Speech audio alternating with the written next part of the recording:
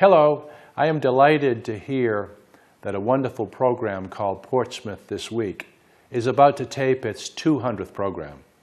It seems like just yesterday that we taped the inaugural program. We thought at the time that there was a need to have a weekly television program so that Portsmouth residents could hear firsthand from municipal officials, senior staff, elected officials, and others about not only what was happening, but why. But while the concept of a program seemed to have merit, actually producing the program every week was something else. As your former town administrator, I was so extraordinarily blessed to have a cadre of dedicated volunteers who do all the work to get a program out every week. Led by the captain, Doug Smith, Gary Gump, Rich Talipsky, the mayor, Bob Hamilton, Dave Miller, and others. What you guys have accomplished is simply incredible. And now that my wife and I live a long way away from Portsmouth in South Carolina, I regularly and fondly remember my friends at Portsmouth This Week. And I know how special these citizens of Portsmouth really are. To Doug and Gary and Rich and Bob and Dave and the other volunteers, I share the thanks of all of the citizens of Portsmouth in saying, 200 shows and counting. You guys are making a difference every week. Job well done.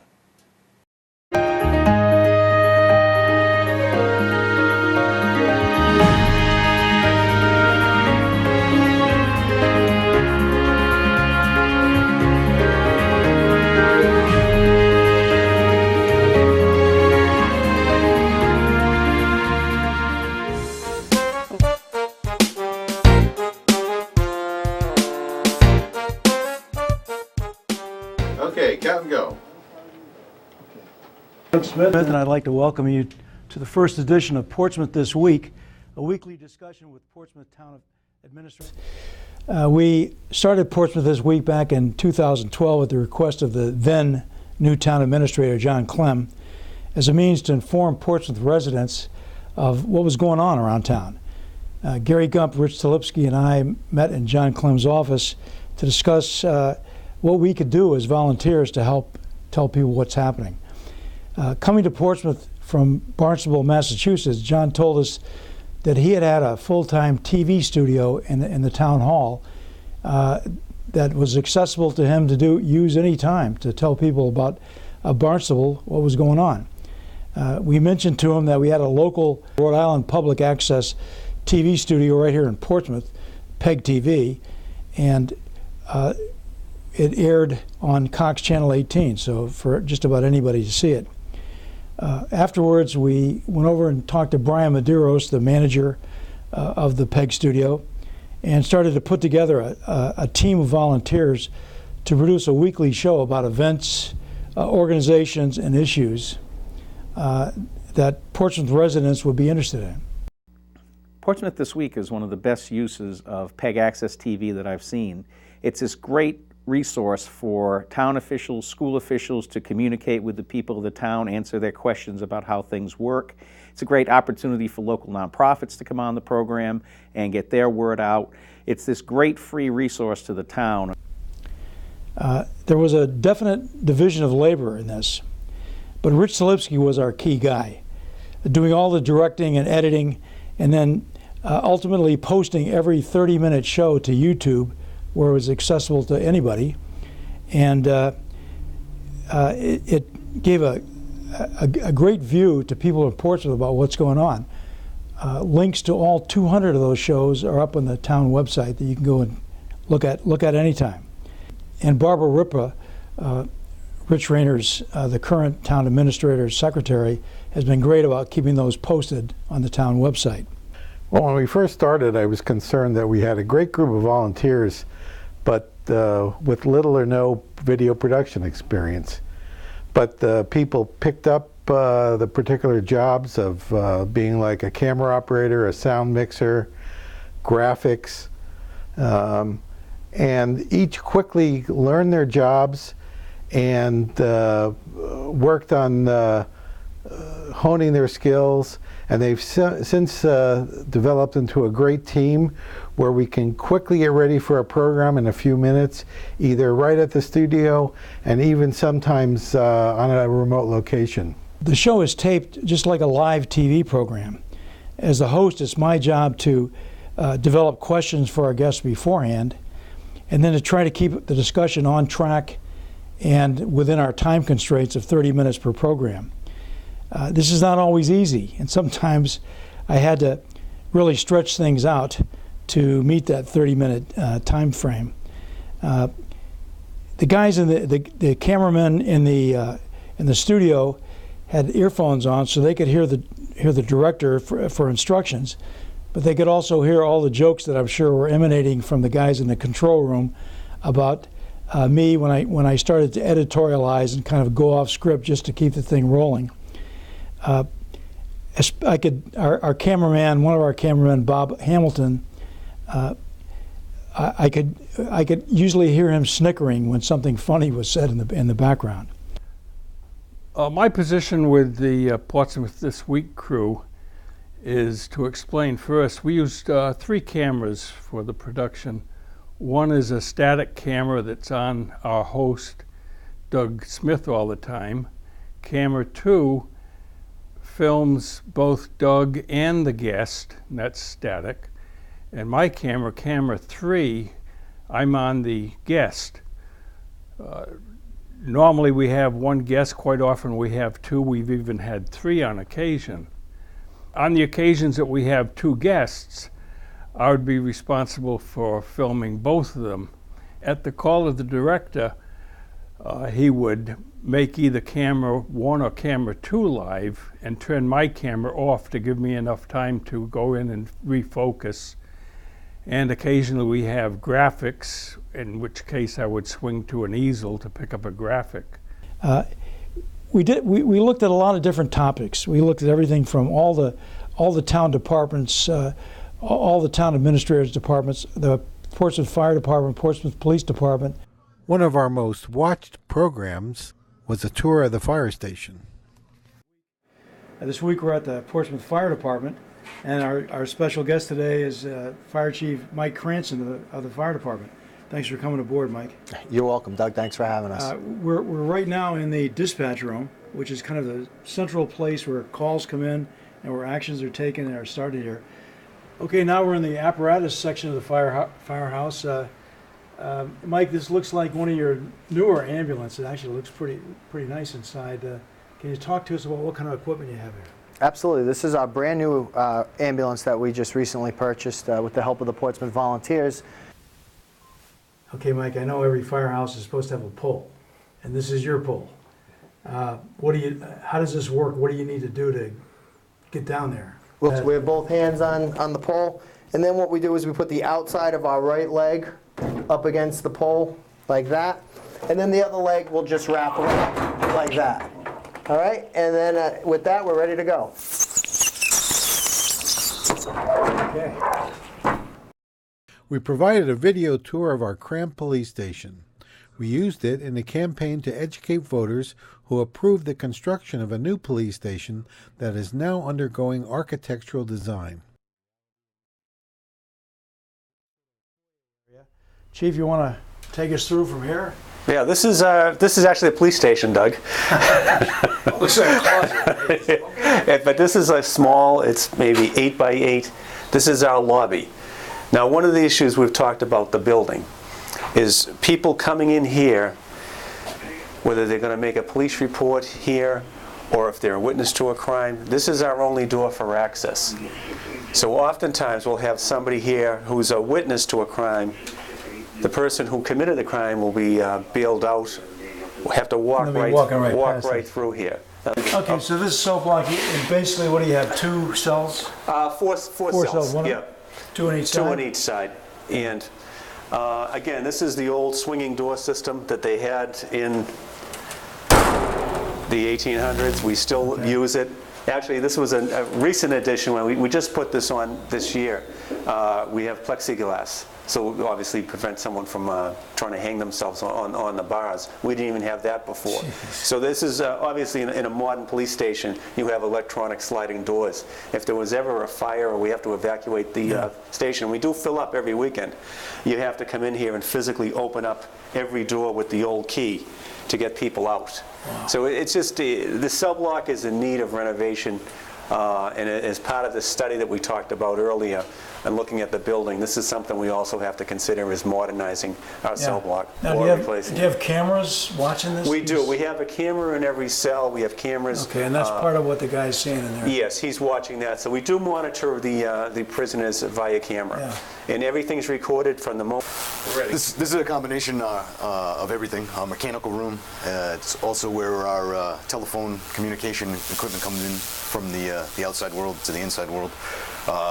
It's also our water, domestic water, hot water, our emergency radio communications. It's where we also store our patrol bags because we don't have adequate space in our locker room. Public Works Department, we even did the voter registrar prior to the voting season. The purpose of having this information night is to alleviate some of the anxiety that people may have about the November election, to familiarize you with the new equipment that that will be used. It is important, and it is a good habit to look on both sides of a ballot. In a general election, the referenda are often put on the back. Aside from elections, you have a lot of other responsibilities, and I wonder if you could just talk a little bit about what is your job? Yeah, no, so literally I am the Secretary of the State. That has historically been kind of like a filing cabinet with 4 different areas. We have elections. I am the chief state election official, but my elections duties are limited to the central voter registration system and preparing the ballot. Actual election day is handled by the State Board of Elections along with the local boards of canvassers in every community. I also have the business services operation for the state. So whenever a company gets started, they come and incorporate with the Secretary of State's office. And so we have a lot of programs and resources for small business people who are trying to grow their business or start their business here in Rhode Island. Transparency and open government is a big area as well. Absolutely, yeah. So I was able to pass lobby reform legislation, and because lobbyists have to register with my office, and we really significantly tightened that. Open government, we have the open meetings portal, which is basically has all the information of any government meeting that's held in the state, whether it be at the local level or at the statewide level, has to be posted with the Secretary of State's website. And finally, the state archives and the state library, which have incredible treasures of Rhode Island history. And so my whole mission really is to make sure that with all of these resources, that we make sure that government is working for people and that people feel that government is working for them. And so really turning it into a hub of information for people as opposed to just sort of a sedentary filing cabinet. Yeah. We did Project Purple and the Portsmouth Prevention Coalition a couple times. I'm your temporary host, Bob Poniatowski, sitting in for Doug Smith. And I'm very happy today to welcome a couple of people who are working very, very hard to service our youth in the county. They are Ray Davis, the coordinator of the Portsmouth Prevention Coalition, and next to him, Rebecca Elwell. She's the coordinator in Tiverton, nearby town. That's the town right across the river, isn't it? That's right. So I'm going to take a point of view that people out there don't know or don't know enough about what you do, and it's very important what you do. Ray, what is the Prevention Coalition?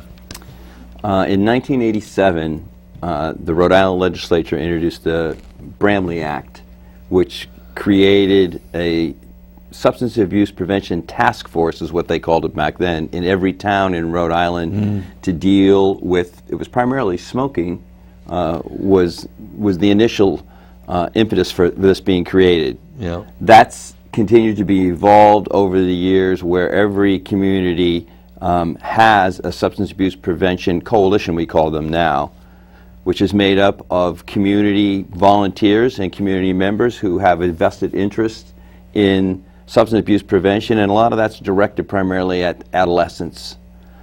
Our local political representatives at the State House, and just a wide variety of topics. One of the ones that we particularly enjoyed doing was our 375th.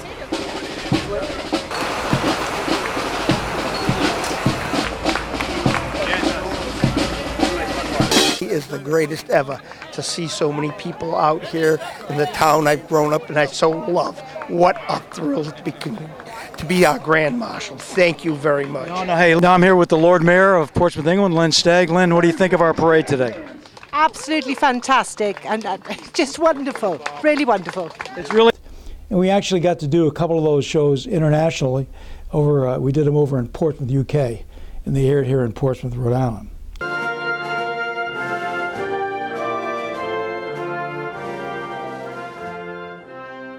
Well, greetings from Portsmouth, UK.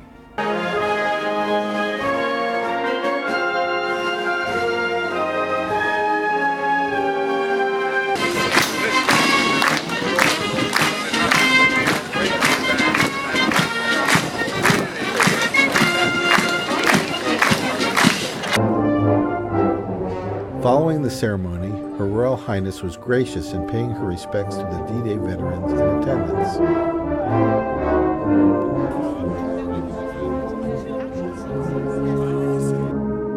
The contingent from Rhode Island was very fortunate and honored to pay their respects to Her Royal Highness.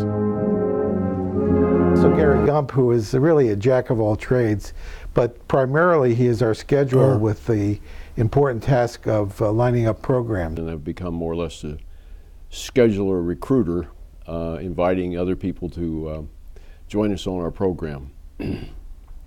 After 200 shows, the topics have become a little bit farther between. It's a little bit more difficult to find current topics for people to discuss, but we keep at it. This past year we had Nellie Gorbea come on, our Secretary of State, and she spoke with us about our upcoming election at the time this past November.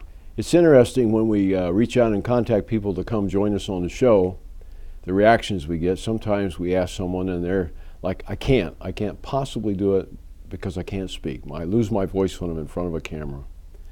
And sometimes we ask someone to come join us and they'll say, well, what is there to talk about?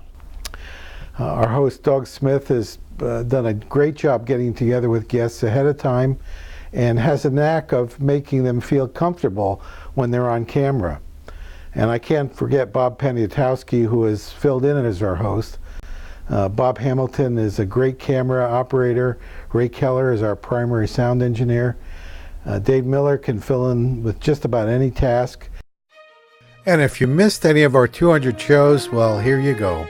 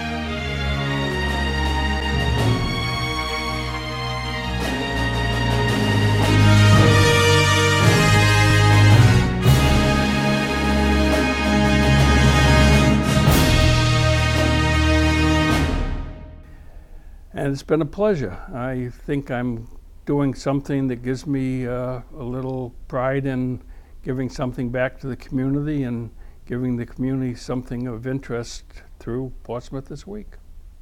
I've been on the Portsmouth This Week crew now for a couple of years. I sometimes work as cameraman and sometimes do the sound.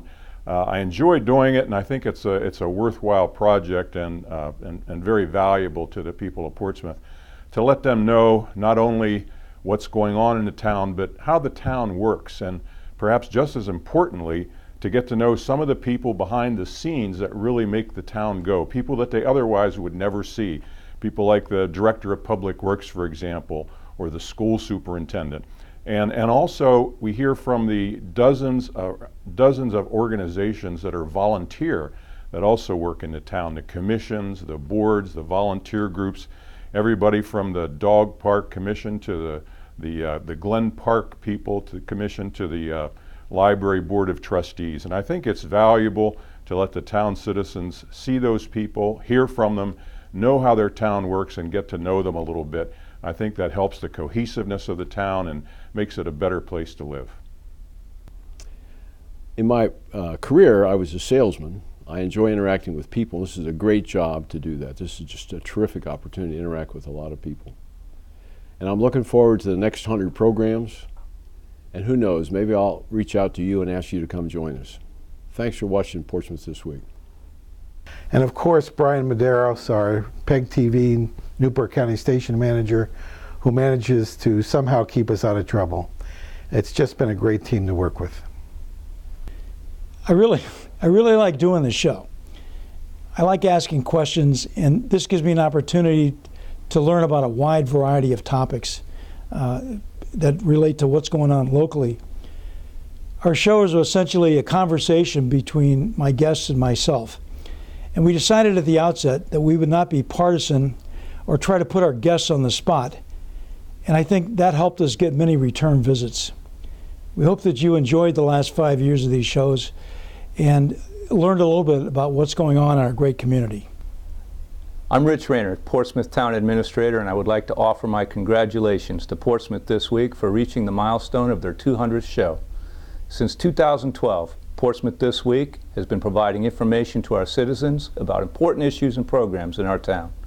I appreciate the hard work of our volunteers, host Doug Smith and Bob Ponitowski, our producer-director Rich Stlipsky, our program manager Gary Gump, and crew members Bob Hamilton, Dave Miller, and Ray Keller.